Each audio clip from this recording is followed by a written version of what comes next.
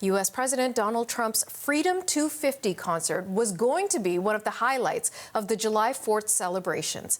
But it turns out a lot of the musicians turned into party poopers and don't want to perform at the event. Artists like Bret Michaels of the group Poison, country singer Martina McBride, and rapper Young MC. Let's take a look at the White House this hour, where the country's party planner-in-chief, once again President Trump, is considering canceling the concert and giving a speech instead. Americans are just over a month away from celebrating the 250th anniversary of independence. Journalist Alistair D'Souza is following the story for us from Washington.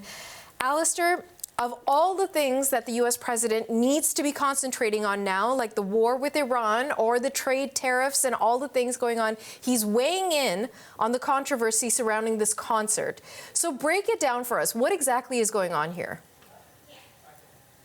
Natasha, this was really meant to be a concert series to take place in June and taking us into July at DC's iconic National Mall. So music, rides, exhibits, other attractions as well. It was meant to be this star-spangled celebration, but like you mentioned, one big problem here. The stars really began dropping out just in a matter of days since the plans were announced. And Donald Trump, of course, unfazed, he's come up with his own solution to maybe replace what he calls these highly paid and third-rate artists. He is taking to Truth Social to say, quote, "I'm thinking about bringing the #1 attraction anywhere in the world, the man who gets much larger audiences than Elvis in his prime, and he does so without a guitar." Trump, of course, referring to himself and signing off as the president of the United States. So that's what he plans to do. We'll wait and see what happens on that front. Now, artists who have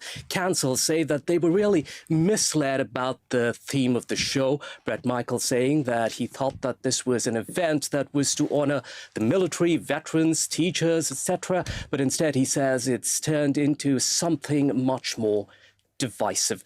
Now, other performers who decided to opt out, some of whom you named there, was Morris Day, Young MC, Martina McBride, Milli Vanilli, and also the Commodores. Of course, the change of plans, Natasha, will probably be a dampener for many, but of course, for many others, not so.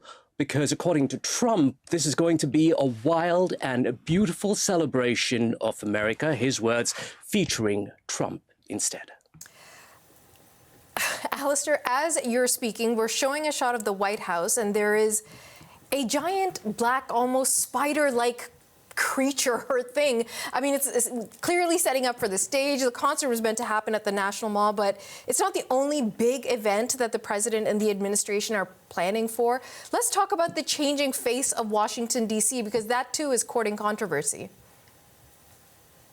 Well, Natasha can see it right there, as you mentioned, that blue metal dome. And it's been there for a few days now. There were cranes earlier that have been now dismantled. The White House, that's basically on the White House South Lawn. The lawn has pretty much been removed to make way for these steel arches that you see. That's been built for this massive fight cage where a UFC fight will take place. Now, the UFC, of course, is the ultimate fighting championships known for its mixed martial arts fights. The event takes place on June 14th, which is both Flag Day and President Trump's 80th birthday. Now, around 5,000 people are expected to attend the event at the White House, and tens of thousands will be watching nearby on these giant screens, so away from the White House, but close by. Meanwhile, of course, many are excited about the matchup. But there are many, of course, criticizing the Trump administration for turning the White House into a brawling arena. Security concerns have also been raised regarding this event because, as you might remember, we've had 2 recent shootings near the White House in the recent past. There's also this whole controversy of painting the Lincoln Memorial reflecting pool blue. The Trump administration is calling it American flag blue. Trump says it'll enhance the experience of the 250th celebrations, critics saying that it looks more like a resort pool than a national monument. Meanwhile, a preservation group has already filed a lawsuit to stop, arguing that the Trump administration bypassed historic preservation laws in order to get this done. Natasha. What an amazing time to cover American politics. Journalist Alistair D'Souza, thank you so much.